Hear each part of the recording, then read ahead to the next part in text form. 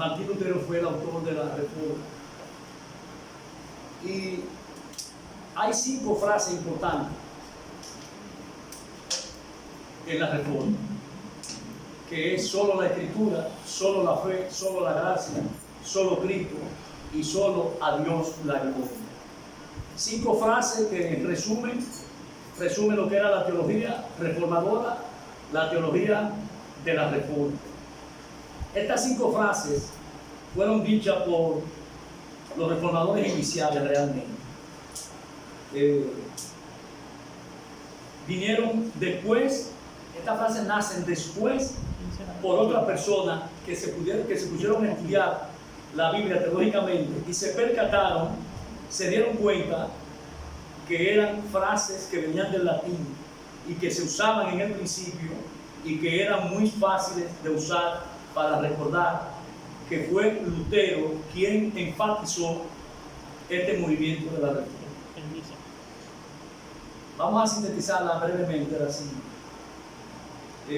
Solo la Escritura. ¿Qué nos enseña la Reforma? Solo que es la Escritura. Bueno, establece muy claramente que la Biblia es la máxima autoridad en materia de la fe y en la práctica de esa fe. Y se utiliza porque en esa época la iglesia cristiana enseñaba que la tradición y el magisterio de la iglesia católica en esa época estaban a la misma altura que las Escrituras. Un graso error, algo sumamente que no es ni corresponde con la verdad. Estaban a la misma altura de las Escrituras y estas cosas se las trataban de imponer a los feligreses. Hacía para que ellos vieran que la tradición era tan importante igual que las Escrituras.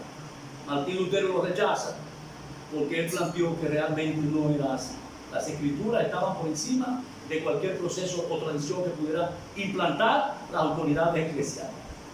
Estaba por encima de toda la tradición.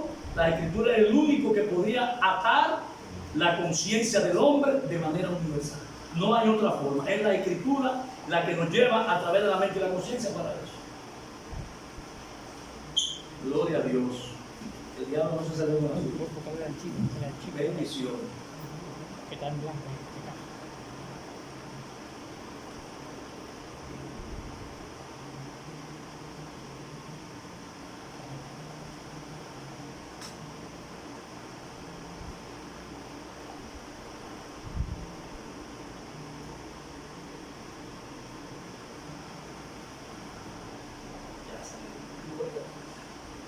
Me llegó el alma de nuevo.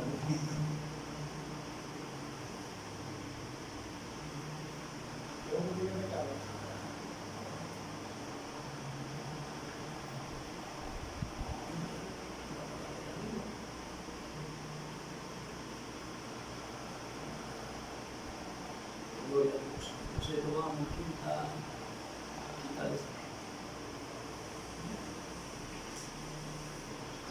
Como le decía, no era posible que en el caso de Martín Lutero, que en ello creía, de que las tradiciones estuvieran por encima de las Escrituras. De ninguna manera. Para los reformadores no se podía entender porque esto contrarrestaba el principio formal de la Reforma para diferenciarla del principio material, que era la justificación por medio de la fe y no por medio de las obras, como pretendía traer e implantar la Iglesia Católica. La segunda sola es solo la fe.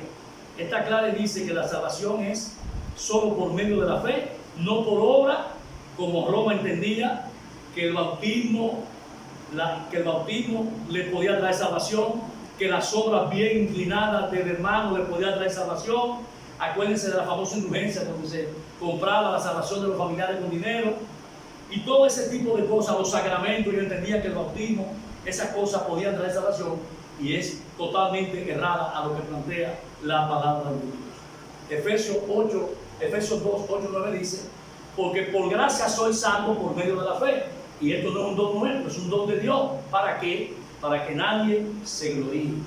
Romanos 1, 17, se lo voy a buscar aquí. Romanos 1, 17 dice: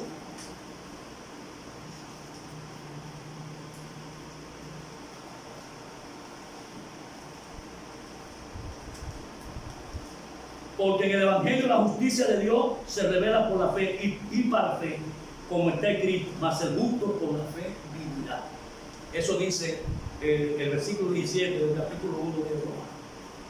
Y en el capítulo 11 Pablo manifiesta y dice que si es por obra, ya no es por gracia. Y si es por gracia, entonces de ninguna manera puede ser por obra. La tercera sola es la gracia. Es el principio absoluto de que solo Dios nos otorga la salvación sin ningún mérito propio. Amén. Dios no encontró absolutamente nada bueno en el corazón del hombre después que lo hizo. Incluso en el capítulo 6 de Génesis, el mismo Dios dice que Él se arrepintió de haber hecho lo que había hecho en la creación del hombre. Amén. Dios no encontró nada, absolutamente nada bueno de nosotros, sino que simple y llanamente a Él le complació habernos creado y habernos dado la salvación. Solo Cristo. Muy claro, el versículo 6 de Juan, del Evangelio de Juan, capítulo 14, lo establece claro, de que solamente se llega al Padre a través de Cristo. No hay otra forma. Nadie va a alcanzar la salvación si no es en Cristo y por medio de Cristo Jesús. No hay otro mediador, no hay un Mahoma, no hay un Buda, no hay un Alá. Nadie puede llevar a la presencia de Dios si no es a través y por medio de nuestro Señor Jesucristo. Eso es lo que establece, como dice aquí claramente, el versículo 6 de Juan 14. Jesús le dijo: yo soy el camino, la verdad y la vida. Nadie va al Padre si no es exclusivamente a través de mí. Solo la gloria. Y eso fue lo que me motivó la canción de Rafael, empezar diciendo que realmente después que nosotros alcanzamos la salvación y vemos todo lo que el Señor ha hecho por nosotros, al final solamente nos queda darle la gloria a Él. Esto es debido a que mi salvación es dada por gracia, a que Él me da la salvación cuando yo era su enemigo, sin encontrar nada bueno en mí ni en el hermano, debido a que dio a su Hijo, lo entrega en muerte de cruz, lo regala, lo da, lo resucita al tercer día, conquista el pecado, destruye el pecado, derrota la muerte, derrota a Satanás en la cruz del Calvario, porque nosotros solos, absolutamente solos, no somos nada y no podemos hacer nada. Es lógico entender que como Él es el dador de la vida y de la gracia y de la salvación, es lógico entender que la gloria solamente le corresponde a nuestro Señor y Salvador Jesús. Quise traer ese pequeño slide acerca de la reforma porque estamos en medio del mes de la reforma. Ahora vamos a pasar a la palabra de hoy, que tiene que ver mucho con lo que nuestro pastor predicó la semana pasada. El hermano hablaba, el pastor hablaba de las dos formas o las características principales del pecado. El pecado in vitro, como si fuera en un laboratorio, el pecado intrínseco, del que habla Santiago capítulo 1, versículo 13, cuando dice que Dios no puede ser tentado por nadie, ni Él tienta a nadie, sino que nuestra propia concupiscencia, que nace la cosa, es dentro de nosotros que está. Y esa explicación que daba el pastor, interesantísima, cuando demostraba con el capítulo 7 de Romanos, que es sumamente poderoso, donde nosotros no podemos hacer absolutamente nada, y muestra de una manera trágica cuál es nuestra condición. Ese capítulo 7 de Romanos, solamente hay una frase alentadora, que es el versículo 24: ¿quién me librará de este cuerpo de muerte? Porque si no es por Jesucristo, no lo podemos hacer. Entonces, ese concepto claro, de que nosotros somos salvos por medio de la gracia, de que venimos de Adán y Eva genéticamente cargados del pecado por medio de Adán y de Eva, que no podemos hacer nada frente a una realidad tan poderosa como esa que describe el capítulo 7 de Romanos, y lo que explica, aparte de la ayudadita de Satanás, que nos da siempre a nuestra propia concupiscencia, es lo que hace que nosotros entendamos de que solo por medio de la gracia podemos alcanzar y estar firmes ante la presencia. lo importante, como decía el pastor, era cuando vemos el pecado dentro. Y él ponía el ejemplo de la avaricia. Eso no se nota, como cuando el pecado de acción, cuando usted hace algo que la gente lo nota, ahí usted ve que es el pecado, pero no. El pecado tiene una connotación muy profunda. Y precisamente, cuando yo hablaba de Cornelio, de que por medio de la gracia del Espíritu Santo, del mover del Espíritu Santo, él y su familia encontraron la salvación, porque el Señor así le plació. De esa misma manera nos vamos a dar cuenta hoy, con un personaje bíblico que les traigo, de que nosotros necesitamos mucho de la gracia, porque tenemos un carácter muy débil, muy poca fe y somos muy vulnerables. Entonces he querido traer parte de lo que el pastor habló, de lo que yo hablé con Cornelio, para comenzar nuestra palabra en esta mañana. Dándole la gracia al Señor, porque una vez más nos permite estar ante su presencia y decirle que reciban ustedes la paz del Padre, la unción del Espíritu Santo, la gracia de nuestro Señor Jesucristo, para que esté con nosotros hoy y por siempre. Siempre he dicho, y lo he manifestado siempre cuando tengo la oportunidad en esta iglesia, en mi iglesia en el sentido que yo pertenezco, siempre he dicho que esta iglesia pequeña, el número de creyentes, desde que el Señor la estableció, desde que el Señor la fundó, ha sido guiada en todo momento por el Espíritu Santo de Dios. Ese Espíritu que es el que nos confronta y nos dice cuando estamos bien y cuando estamos mal. Y lo digo porque en mi caso, mi persona, como anciano y predicador de la palabra de Dios, siempre he recibido la motivación, el empuje, la fuerza de ese Espíritu Santo, que cuando llega un momento que uno se pone pesaroso, él te dice: ven acá, ¿qué te pasa? Ya está bueno de descansar, ya tú tienes que ponerte en esto, ya tú tienes que ponerte a preparar la palabra que tú le tienes que llevar a tus hermanos de la congregación en la próxima ocasión que te toque. Es decir, que ya está bueno de no hacer nada. Y déjeme decirle que esta palabra fue ministrada en esos momentos de gozo, sometido y sumido en la pandemia. Poderosa administración, solamente por oír una expresión y ver algo muy simple. Y eso es lo que nos motiva a traer esta palabra. Ha sido el Espíritu Santo que ha puesto en mí, como ponen ustedes, el querer como el hacer por su buena voluntad, que es lo que el apóstol Pablo dice en Romanos 2:12-13. Por tanto, mis amados, como siempre habéis obedecido, no como en mi presencia solamente, sino mucho más ahora en mi ausencia, ocupaos en vuestra salvación con temor y temor. ¿Cómo la cuidamos? Viniendo a la iglesia, teniendo comunión con los hermanos, leyendo la palabra, orando al Señor y tratando de acercarnos cada día más a cumplir lo que Él establece en su palabra. Amén. Porque Dios es el que en vosotros produce así el querer como el hacer por su buena voluntad. La razón de esta inspiración espiritual radica en que, como este personaje que vamos a ver a partir de ahora, este personaje de hoy, como lo fue Cornelio en el otro mensaje que estuvimos hablando, así como fue esta persona y actuó él, así mismo, de la misma forma, igual lo hacemos nosotros, actuamos nosotros, cuando estamos sometidos bajo pruebas, bajo necesidades, en situaciones en las cuales tenemos que dar una respuesta y simple y llanamente no la damos. Y la pregunta del millón de pesos es: ¿saben por qué no la damos? Bueno, porque nuestras debilidades, nuestra falta de fe nos lo imprime y nos hacen vulnerables, aún siendo creyentes. Y como dice mi querido hermano, esa alabanza tan poderosa ahorita, aunque seamos salvos, siempre salvos, hermano. Quiero que me acompañen a buscar, y si quiero que cada texto que yo les voy a dar me sigan, porque quiero que entiendan lo que quiero yo traer en esta mañana de hoy con esta palabra que ha puesto el Señor. Mateo capítulo 16, versos de 13 al 20, para que continuemos con la palabra implantada en esta mañana de hoy. Cuando lo tengan me dicen amén. 16, Mateo 13 al 20.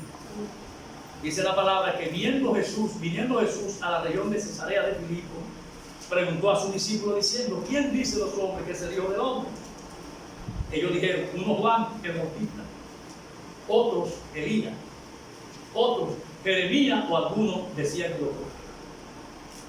Y Jesús le pregunta y le dice, ¿y vosotros quién decide que soy yo? Respondiendo Simón Pedro dijo, tú eres el Cristo, el Hijo del Dios viviente. Entonces el maestro le responde, Jesús le responde, bienaventurado eres, Simón, hijo de Jonás, porque no te lo reveló carne ni sangre, sino mi Padre que está en los cielos. Y yo te digo a ti, Pedro, que tú eres Pedro, y sobre esta roca voy a edificar mi iglesia, y las puertas del Hades no prevalecerán contra ella. A ti te daré las llaves del reino de los cielos, y todo lo que atare en la tierra será atado en los cielos, y todo lo que desatare en la tierra será desatado en los cielos. Entonces mandó a sus discípulos que a nadie dijesen que él era el Cristo Jesús. Señor, te damos gracias por esta palabra. Te damos gracias porque desechaste la malicia del diablo con esta palabra, para que tu palabra no fuera predicada. Pero salimos más que vencedores, más que triunfadores. Porque tú estás con nosotros, no porque nosotros podemos, sino porque tú estás con nosotros. Y tú desactivas las acechanzas del diablo, de Satanás, que siempre quiere entorpecer y quiere arrebatarnos, quiere robarnos esta palabra en esta mañana de hoy, por medio de tu gracia y de tu misericordia. Gracias por permitirme traerla con el entusiasmo que lo hago, con el esfuerzo que lo hago, mediante la capacidad que tú me has dado, conforme a la medida de fe que tú me has entregado. Señor, te damos gracias. En el nombre de Jesús. Amén.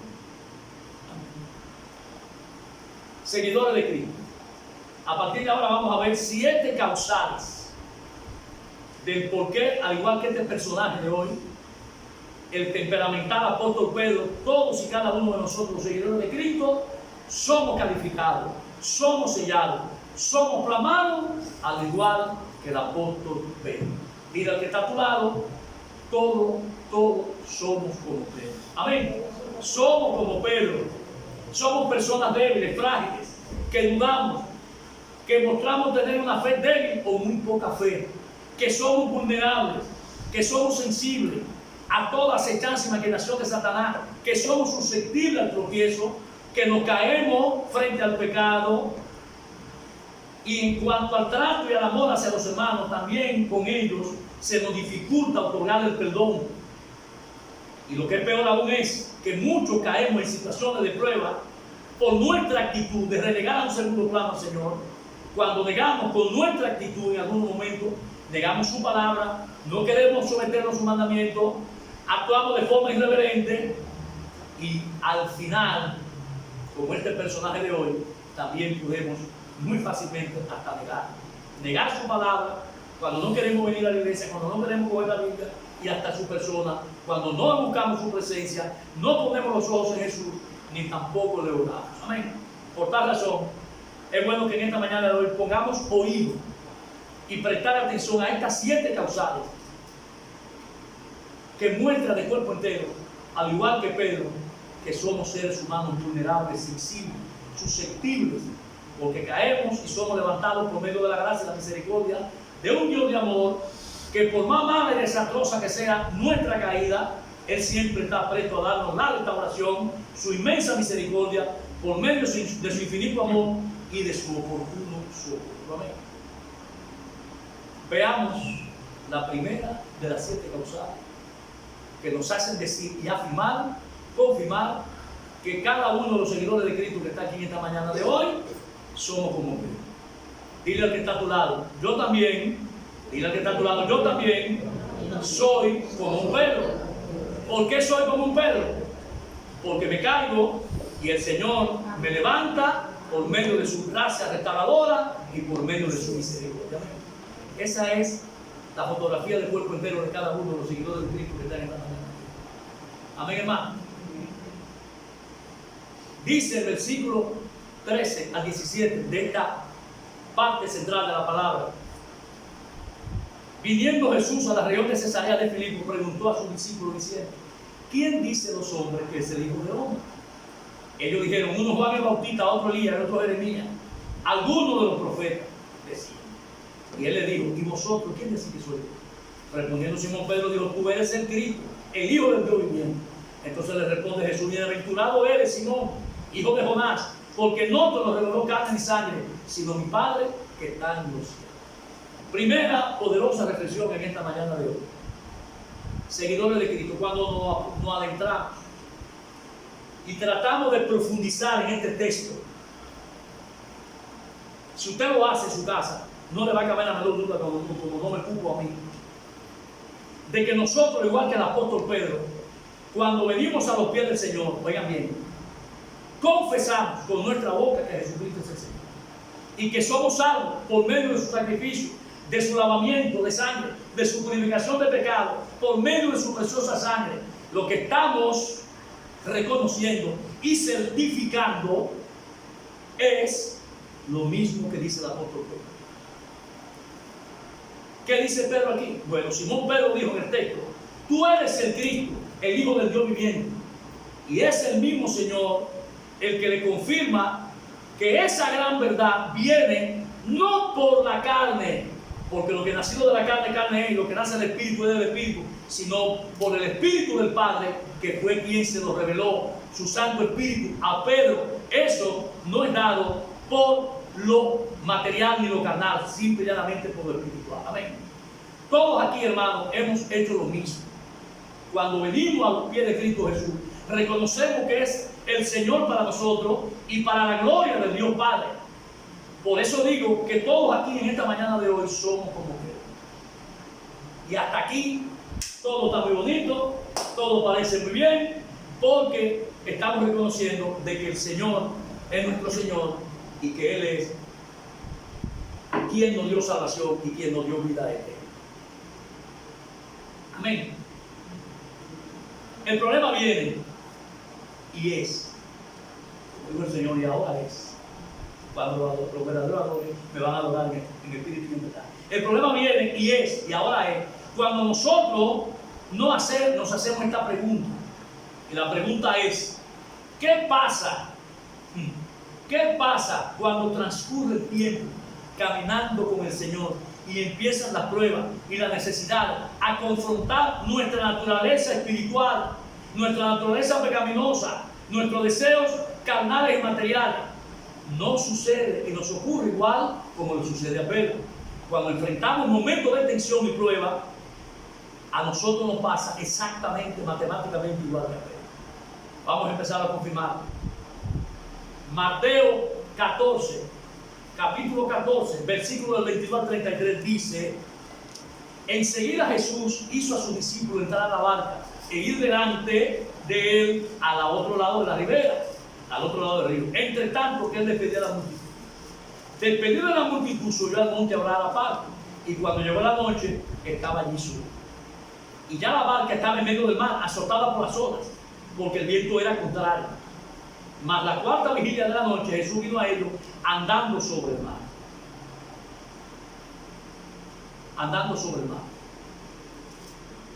Y los discípulos, viéndole andar sobre el mar, se turbaron diciendo: un fantasma. Y dieron voces de ¿qué? De miedo. Pero enseguida Jesús le habló diciendo: tened ánimo, mi querido, yo soy, no temáis, no es un fantasma. Entonces Pedro le responde y le dice: Señor, si eres tú, manda. Todavía hay una incredulidad, hay una duda. Si eres tú, manda a que yo vaya hacia ti sobre las aguas. Y le dijo: ven. Y descendiendo Pedro de la barca, andaba sobre las aguas para ir a Jesús. Pero al ver el fuerte viento, tuvo ¿qué? Miedo. Comenzándose a hundirse, dio voces diciendo: Señor, sálvame. Al momento Jesús extiende la mano, asió de él y le dijo: hombre de poca fe, ¿por qué dudaste? Cuando ellos subieron a la barca, se calmó el viento. Entonces los que estaban en la barca vinieron y le adoraron diciendo: verdaderamente eres el Hijo de Dios. Este es un texto sumamente interesante y poderoso en esta mañana. Poderoso texto que demuestra claramente que nosotros, al igual que el apóstol Pedro, cuando estamos metidos de lleno en medio de la prueba o de una dificultad, lo primero que viene a nuestra mente, lo primero que llega a nuestro corazón, lo primero que inunda nuestro sentido es el miedo, el temor, la duda, que ejerce un dominio de manera prácticamente automática sobre nosotros. Es increíble. Esa es la naturaleza nuestra, como espíritu y carne. Por eso digo que todos somos como Pedro. Versículo 26. Y los discípulos viendo andar por el mar, se turbaron diciendo, un fantasma, y era un voce de miedo. Es decir, que al igual que Pedro, nosotros en medio de la tormenta y de la prueba que se nos van a presentar y seguirán presentándose, lo primero que hacemos es poner de manifiesto nuestras emociones internas de temor, de miedo, de duda, de falta de fe o de poca fe. Versículo 27. Pero enseguida Jesús le habló diciendo, tened ánimo, yo soy, no temáis. Aquí el Señor lo que le está diciendo a Pedro y a ellos, le está dando la seguridad de que Él está con ellos, que Él está seguro, porque Él es Él el que está ahí con ellos, no es otro, no es un fantasma, no es Satanás, es Él. Y cuando le dice, tened ánimo, yo soy, no temáis, de nuevo es porque Él está viendo en el rostro de los discípulos, empezando por Pedro, de que todos están bajo un terror, bajo un temor y un miedo. Finalmente, en el versículo 28 al 31, entonces le responde Pedro y dice, Señor, si eres tú, manda que yo vaya aquí sobre las aguas. Y él le dijo, ven. Y Pedro entonces desciende a la barca, andando sobre las aguas para ir a Jesús. Pero al ver el fuerte viento, tuvo miedo, comenzando a hundirse, dio voces diciendo, Señor, sálvame. Al momento Jesús extiende la mano, se hace de él, lo coge y le dice luego, hombre de poca fe, ¿por qué dudas? El versículo 30, pero al ver el fuerte viento tuvo miedo, comenzando a hundirse, dio voces, Señor, sálvame. Como hemos podido apreciar, la duda de no poder llegar solo hasta Jesús, el desviarse, de no poner los ojos en Cristo Jesús, como dice Hebreos 12, el desviarse. ¿De quién le estaba diciendo ven? ¿Quién es que te está diciendo ven? Usted tiene que saber quién es que te está diciendo ven conmigo, que tú estás seguro, no te va a hundir. Y producto de esa duda, de esa falta de fe, le hizo perder y alcanzar el objetivo final, llegar al lado de su Señor y Salvador. Y dice Pedro, Señor, sálvame. Jesús le tiende la mano, lo sostiene, lo pone fuera de peligro para luego decirle, hombre de muy poca fe. Dudaste. ¿Por qué dudaste? Así mismo nosotros hacemos cuando estamos inmersos en nuestras situaciones negativas, en las pruebas, en las situaciones que se nos presentan de salud económica, dificultades emocionales, y hacemos exactamente lo mismo. Cuando estamos en necesidades, dudamos, no acudimos a Él con fe, por eso nos hundimos. Y nos da mucha brega salir de nuestro estado, a veces que hasta nos empuja a estar en un estado depresivo, por medio de esa prueba y de esa necesidad. No hacemos lo que dice su palabra. ¿Por qué? Porque como dije ahorita al principio, a veces lo renegamos hasta por medio de su palabra. ¿Qué dice la palabra? Filipenses 4, capítulo, versículos 6 y 7. Por nada estéis afanosos, sino que sean conocidas vuestras peticiones delante de Dios, con toda oración y ruego y acción de gracia. ¿Para qué? Para que la paz de Dios, que sobrepasa todo entendimiento, guarde vuestro corazón y vuestro pensamiento en Cristo. Por eso, continúo diciendo en esta mañana de hoy, que todos nosotros somos como Pedro. Somos un Pedro. Amén. Continuamos con una de las otras causantes del por qué digo en esta mañana de hoy que somos y actuamos como Pedro. Veamos ahora cómo la situación se complica un poco más. Se complica más porque aparte de las pruebas y las tentaciones y nuestras emociones, nuestro deseo carnal, nuestra propia concupiscencia, ayudada por la caricia al oído de Satanás y las necesidades que tenemos, se van a agigantar cuando somos usados o atacados por las huestes espirituales de maldad que operan en las regiones celestes, pero que también están aquí en esta mañana de hoy, como intentaron ahorita arrebatarme la computadora para que yo no hiciera el mensaje. Ellos van aquí para complicarnos nuestro diario vivir. No solamente el domingo, sino cualquier día. Operan en regiones celestes, pero también bajan a la tierra, haciendo la vida difícil, imposible, más complicada. Miren lo que dice el Evangelio de Marcos, en el capítulo 8, versículos 31 al 33. Comenzó a enseñarle Jesús que le era necesario al Hijo del Hombre padecer mucho y ser desechado por los ancianos, por los principales sacerdotes y por los escribas, ser muerto y resucitar después de 3 días. esto le decía claramente. Entonces Pedro, que está, por eso que digo que somos Pedro, nos encanta estarnos metiendo y dándole consejo a los hermanos. A veces cuando que tenemos el problema somos nosotros y no el hermano. Pedro le toma parte y comenzó a ¿qué? A reconvenirle, dice. Pero él, volviéndose y mirando a los discípulos, reprendió a Pedro, diciendo: quítate delante de mí, Satanás, porque no pones la mirada en las cosas de Dios, sino en las cosas de Dios. Un texto también sumamente interesante en esta mañana. Tercera reflexión.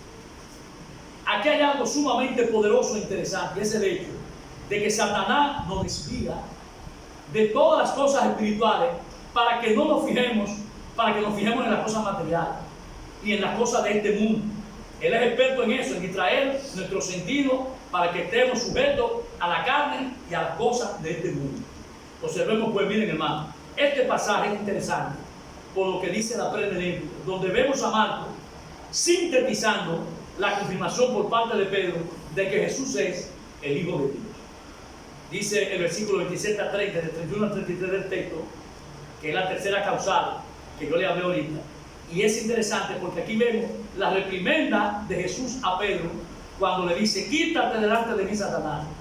Porque Pedro, de una forma fresca, grotesca, como era él, toco y respetuosa, lo está reconviniendo. Y aquí la palabra reconvenir significa reprender a alguien, a una persona. Eso es lo que está haciendo Pedro con sí. Él como que se desenfocó, se olvidó de a quién era que él estaba hablando. Y aquí vemos al Señor que lo está reprendiendo y le da la reprimenda. Luego entonces claramente se ve, y es de mucho interés ver, el contraste que hay del aspecto espiritual que ha sido ordenado por el Padre para el Hijo, las señales que eran necesarias y que tenían que acontecerle al Hijo del hombre, que tenía que padecer, ser desechado por los ancianos, por los escribas, por los sacerdotes, que iba a ser muerto y que tenía que resucitar al tercer día, cosa que tenían que ver directamente, básicamente, con el mundo espiritual. Mas, sin embargo, Pedro estaba en Belén con los pastores. Pedro estaba en otra cosa. Así nos pasa a nosotros. En la vida espiritual, y cuando venimos a la iglesia, cuando estamos escuchando la palabra, a veces estamos en otra cosa y no estamos pendientes a lo que se está predicando. Entonces Pedro, y este es el gran contrato, manejado por el príncipe de este mundo, Satanás, pensando en las cosas materiales de este mundo, con una conciencia pragmática, prototipo y tipo del judío ortodoxo, porque Pedro era judío, lo que entiende es que Jesús no tenía la necesidad de pasar por este proceso, por demás aterrador, que cómo era posible que si él no podía cambiar ese proceso, tú no puedes desviar el chucho del tren o desviar la vela para que el barco coja por otro lado, que si no podía tumbar ese proceso. ¿Y por qué? Porque Jesús decía que por qué él se preguntaba que por qué Jesús ese tipo de cosas. Por eso el maestro le dice: quítate delante de mí, Satanás, porque no pone la mirada en las cosas de Dios, sino en las de los hombres. Es decir, que Pedro estaba interesado en lo que iba a pasar, si a Jesús le iba a pasar algo, de que si lo mataban o no lo mataban, cómo quedarían ellos. Recuérdense de que los discípulos tenían sus intereses, uno eran pecadores, otro vendían tierra, hacían muchas cosas, tenían sus negocios, habían dejado todo por seguir al maestro, había un problema de liquidez, de dinero. También Pedro pensó en el aspecto económico, porque todos ellos, los discípulos, habían abandonado su trabajo, su fuente de ingresos. Es decir, que Pedro estaba más concentrado en las cosas de este mundo, en las que perecen y no en las que no perecen, la espiritual y lo material, de lo que le podía pasar en un momento a Jesús, de que él dejara de estar y no pensaba en las cosas que el Mesías le estaba diciendo y que, como fueron profetizadas, necesariamente, por la voluntad del Padre, del Hijo, necesariamente tenían que acontecer.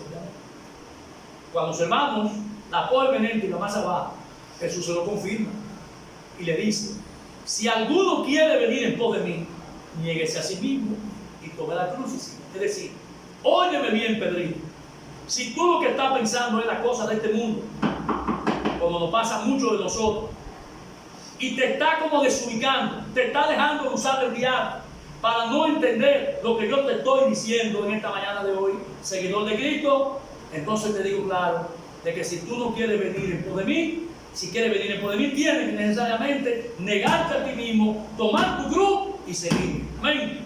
Esa es la realidad nuestra. Deja de estar pendiente, seguidor de Cristo, de las cosas de este mundo, de todas las cosas mundanas, y deja de estar pensando de que si es o no es, hay que estar ubicado en las cosas del Señor. El que dio el paso tiene que profundizarlo, y el que está caminando, si usted le dice al Señor que ya usted es converso, que ya usted es progresivo, usted tiene que ponerse en él. Y si el que está, también tiene que procurarse por las cosas espirituales. No solamente la material, las cosas que tengan que ver con el reino del Señor. Amén, hermano. Pasamos ahora a la cuarta causal de por qué yo digo en esta mañana que cada uno de los seguidores de Cristo que estamos aquí y de los que no han venido, somos un perro. Versículo 21 y 22 del capítulo 18. Otro texto sumamente poderoso de Mateo. Mateo 18, 21 y 22. Aquí, el amigo Pedro no está dando una reprimenda, pero es algo muy parecido. Porque le dice al Señor, porque que no estaba ya en condiciones de hacer lo que dice Pedro. Entonces se le acercó Pedro y le dijo: Señor, ¿cuántas veces perdonaré a mi hermano que peca contra mí? Y le dice Pedro: hasta 7. Jesús le dijo: no, Pedrito, no hasta 7. No te digo hasta 7, sino hasta 70 veces 7. Es decir, que tiene que llevar de un grado superlativo a un grado casi infinito de cómo tú tienes que perdonar. Y a veces el problema no también es el hermano de la iglesia. A veces el problema es el familiar, el amigo, el vecino, y sobre todo con la familia, que cerramos nuestro corazón, lo cambiamos de carne, lo ponemos de piedra, para no entenderle un perdón a alguien que lo necesita. Cuarta reflexión. Lo que vemos aquí es que hay un trasfondo fuerte que impide el hecho de que una persona quiera perdonar a un hermano, ya sea en Cristo o no, o carnal o no. Pueda con facilidad perdonar a un hermano que ofende y peca contra nosotros, al igual que el apóstol Pedro, que hace esta pregunta al Señor. Igual que Pedro, nosotros también debiéramos hacernos esta pregunta: ¿acaso no es el orgullo, la soberbia, la vanidad, la prepotencia, la mentira, la injusticia la que nos impide otorgar el perdón al hermano que peca contra nosotros?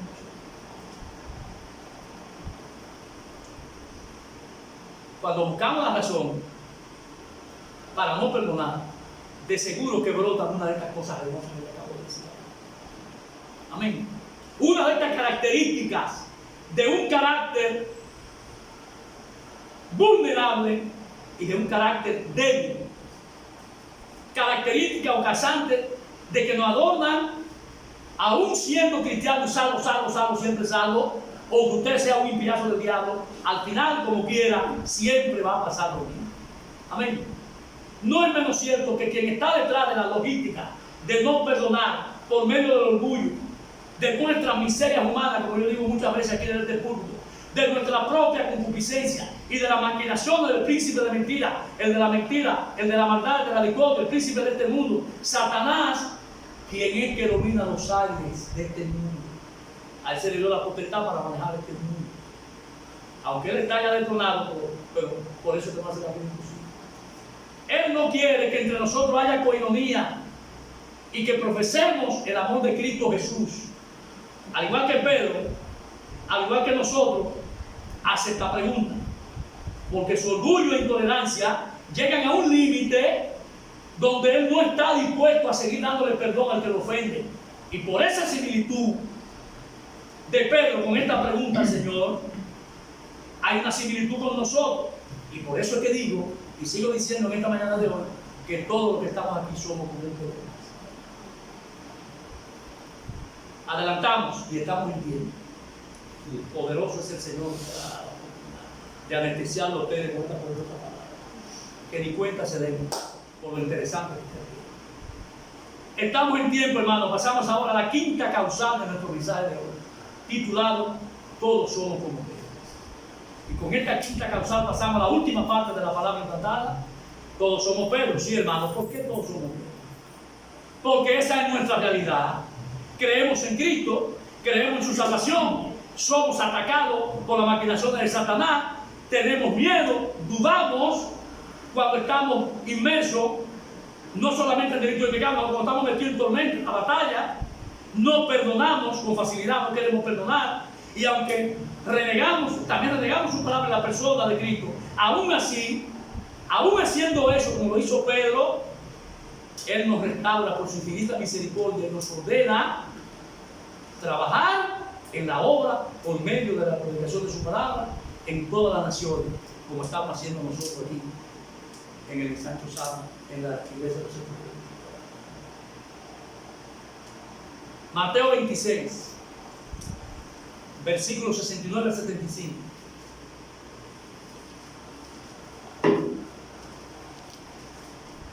Pedro estaba sentado fuera en el patio y se le acercó una criada diciendo: tú también estabas con Jesús el Galileo. Mas él negó delante de todos diciendo: no sé lo que dices. Es muy fácil salirse del carril, no sé lo que dices. Saliendo él a la puerta, le dio otro y le dijo a los que estaban allí: también este estaba con Jesús en Nazaret. Pero él negó otra vez con su juramento: no conozco al hombre. Un poco más adelante, acercándose los que allí estaban, dijeron a Pedro: pero verdaderamente también tú eres uno de ellos, porque aún tu manera de hablar, tu manera de vestir, andan por ahí las pentecostales, que la falda le da por, no se peinan y la falda anda por los tobillos, hasta tu manera de vestir y todas tus cosas te descubren. Entonces comenzó a maldecir y a jurar: no conozco al hombre, oigan que joya.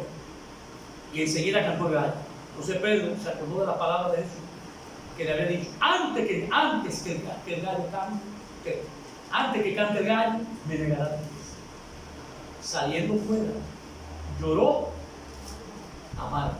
Terrible, terrible con una gente que andaba con el maestro y que, aunque con todas sus debilidades, él tenía y creía en eso. Pero el problema está en el carácter de nuestro Dios.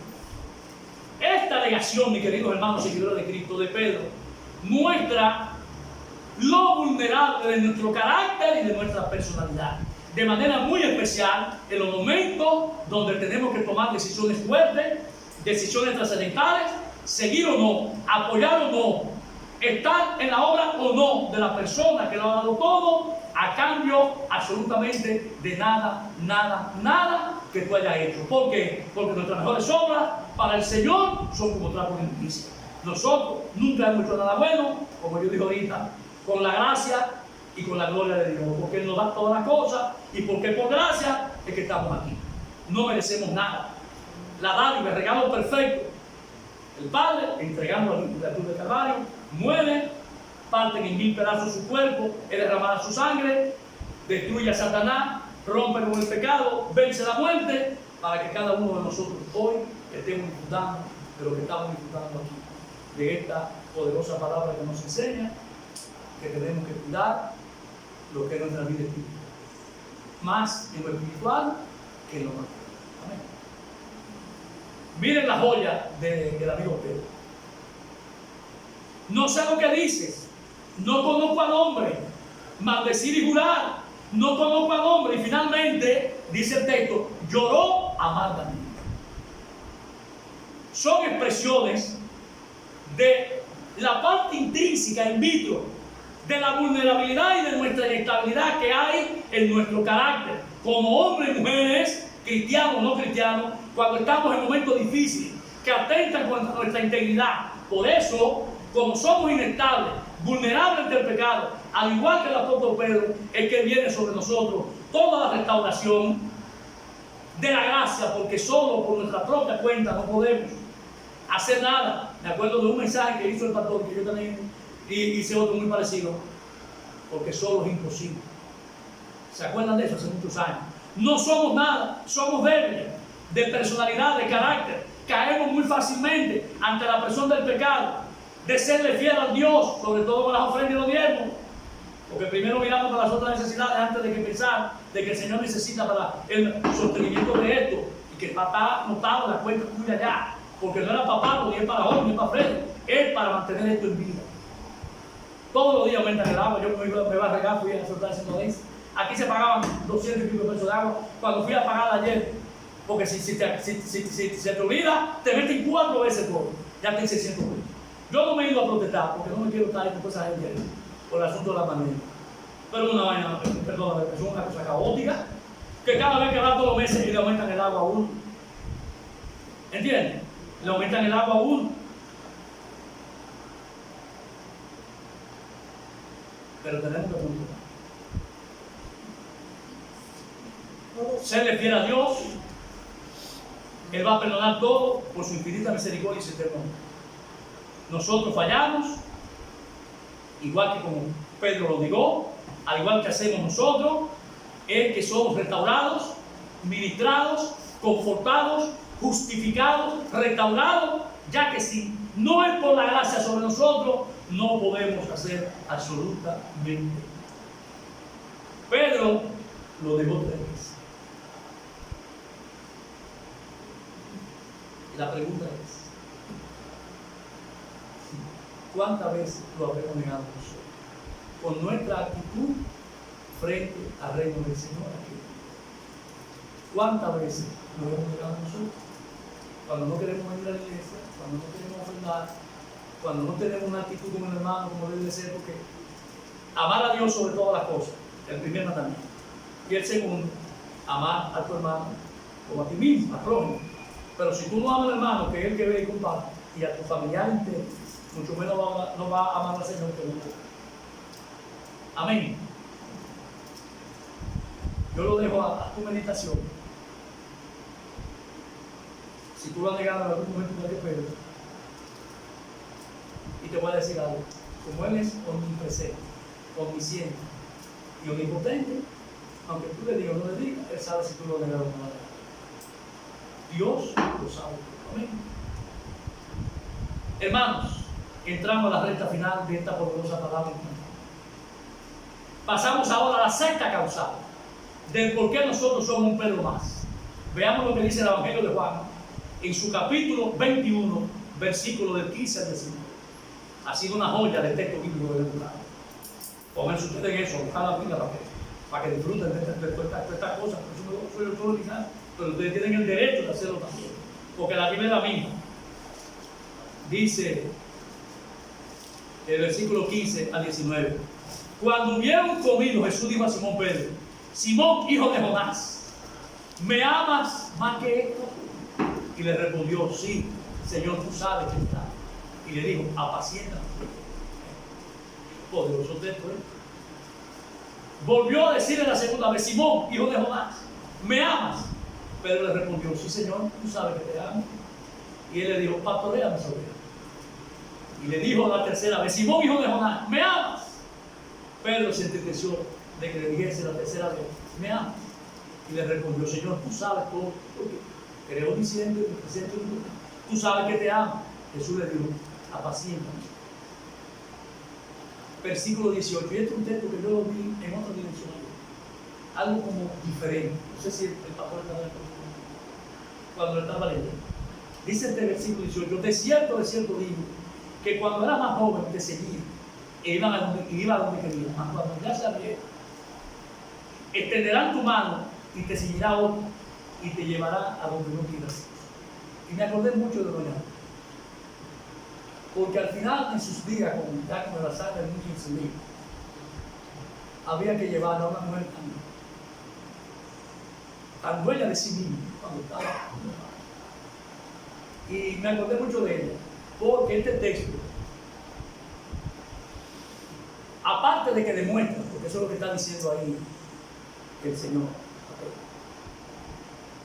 le está diciendo, le está enseñando a Pedro: oye, tú querías ir por un lado, yo te estoy llevando por otro. Por lo que dice este versículo, para que me comprendan mejor. Esto dijo, dando a entender con qué muerte había de venir. Es decir, tú querías ir por un lado, pero yo te voy a demostrar que yo fui que te saqué donde tú estabas y que tú tienes que caminar por otro lado. Por eso dice el versículo 18: de cierto digo, cuando era más joven te seguías e ibas donde querías, mas cuando ya eres viejo, va a extender tu mano, te vaya a donde quieres ir. El Señor está diciendo aquí, profundo esto, ayer porque le vino eso así, a Pedro, tú vas a morir haciendo lo que yo te mandé, que tú no querías hacer, porque lo vimos en el mensaje pasado con Cornelio. Pedro no quería juntarse con los gentiles, como tampoco los cristianos se juntaban con los samaritanos. Pedro lo tenía como inmundo, como gente inmunda, que no eran dignas. Pero el Señor le demostró otra cosa, y aquí también se lo está demostrando. ¿Con qué muerte vas tú a terminar? Tú vas a terminar muriendo, trabajando en mi reino, porque yo te lo mandé, cuidando mis ovejas, porque yo te lo mandé. Aparte de la razón que fuera, también podremos aplicarlo de esa manera. Esto dijo cuando, dando a entender con qué muerte había glorificado a Dios, y dicho esto, añadió, sigue, es decir, aún tú no me quieres seguir, yo te he traído en este camino, te he puesto a esto, y con esta muerte que tú vas a tener, al final de trabajar en el reino, dando todo por mí, con eso es que tú vas a glorificar a Dios. Por eso, la gloria la para siempre del Señor. Amén.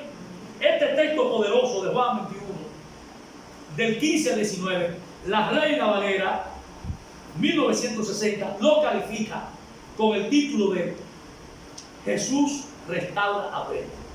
Y yo diría que quizás no has encontrado ningún título más acertado y más lógico que ese título que ella le da.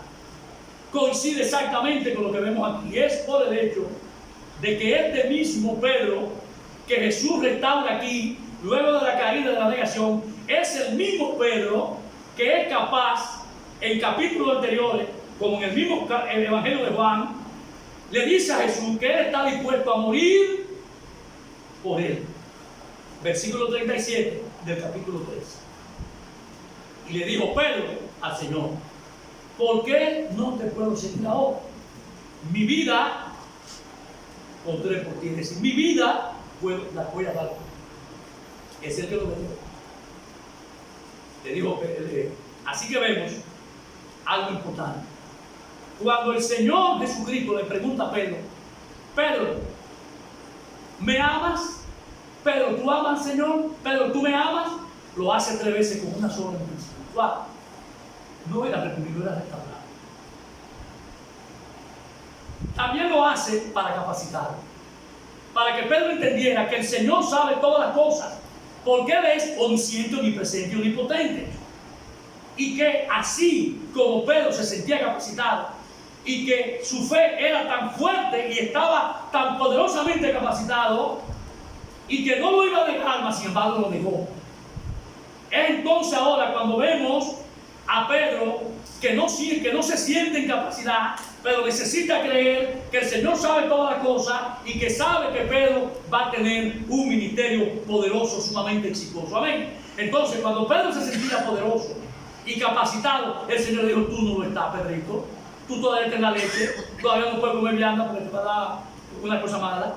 Y cuando Pedro se sentía incapacitado, entonces el Señor, que en este momento, en este texto que yo estoy tratando, el Señor le dice que sí, que él estaba capacitado para trabajar en el ministerio y que lo iba a hacer por las fuerzas y la obra que él iba a poner en su mano. La fuerza se le iba a dar a él y la obra se la dio a él, y hasta incluso con eso iba a glorificar a Dios, trabajando y muriendo en la obra, para que él cumpliera con el propósito en la obra para el cual el maestro lo había llamado. Pedro no se gobernó, ninguno de nosotros nos gobernamos, aunque queremos hacer lo que nos da la gana. Entonces, acabamos de ver aquí cómo es que obra el Señor con nosotros, los seguidores de Dios. Porque todos somos como Pedro, dándonos fuerza en nuestra debilidad, dejándonos que nosotros veamos que somos muy débiles, vulnerables, más cuando creemos que somos fuertes. Y si igual que Pedro, ninguno somos absolutamente. Séptima causal, y con ella termino. El último capítulo de Mateo 28, del 16 al 20, del Evangelio. Dice el texto, del 16 al 20. Pero los 11 discípulos se fueron a Galilea, al monte donde Jesús le había donado. O sea, ya eso es después que resucitó. Y cuando le vieron, le adoraron, pero algunos dudaban. Fíjense, todavía, esa es nuestra naturaleza, todavía hay gente que duda. No todos estaban claros, Tomás, bueno, si metió la mano en el costado de lanza, Tomás no creyó, después que resucitó. O sea que todavía había duda. Jesús se acercó y le habló diciendo: toda potestad me es dada en el cielo y en la tierra. Por tanto, le dice el Señor, id y haced discípulos a todas las naciones, bautizándolos en el nombre del Padre, del Hijo y del Espíritu Santo, enseñándoles que guarden todas las cosas que le he mandado. Y he aquí, esta es la razón principal de nuestra salvación, y he aquí, yo estoy con vosotros todos los días hasta el fin del mundo. Pablo dice, 1:6, estando persuadidos de esto, que el que comenzó en nosotros la buena obra, la va a perfeccionar hasta la llegada del día de nuestro Señor Jesucristo. Hasta el fin del mundo. Octava y última vez. Casi siempre, cuando una persona es restaurada, rescatada de algún tropiezo o de una caída, tanto en lo moral, en lo espiritual como en lo material, emocionalmente, mis queridos hermanos, esa persona se siente útil. Esa persona se siente y cree que está apta para emprender una nueva vida, un nuevo proyecto, un nuevo ideal, desarrollar algo, un nuevo quehacer. Como el Señor es que nosotros produce así el querer como el hacer con nuestra buena voluntad, nace. Y eso fue lo que nació en Pedro. En Pedro se da lo mismo. Nace el deseo, la motivación de trabajar en el reino de Dios. Y eso es lo que vemos aquí en estos últimos versículos de hoy. Luego que Jesús ha restaurado a Pedro, le da la instrucción, le da la encomienda. Primero, se lo hace de manera personal. Se lo da de manera personal cuando le dice en Juan 21:17, que lo vimos ahorita: apacienta mi oveja, 3 veces se lo dice. Aquí esta expresión que se repite 3 veces por parte de Jesús no era por la intención de reprimir o recordarle a Pedro su falla. De ninguna manera, no era ese el sentir del Señor. No era esa, de ninguna manera. Era para que se preparara, porque él estaba capacitado, listo para cumplir con el propósito del Señor. ¿Cuál? Este que vemos en Mateo 28:16-20, la gran encomienda, la gran comisión, como se conoce teológicamente hablando. Pedro estaba listo para asumir su ministerio y estaba respaldado, apoyado por la fuerza recibida de parte del Señor por medio de esa restauración poderosa. Y esta encomienda la recibe primero de manera personal, como vimos, y la segunda de manera colectiva, como se ve aquí, finalmente. Pero los 11 discípulos se fueron a Galilea, al sitio, al monte donde Jesús les había enviado, enseñándoles que guarden todas las cosas que he mandado. Y he aquí, yo estoy con vosotros todos los días. ¿Qué más les puedo decir? Reflexión final de esta palabra.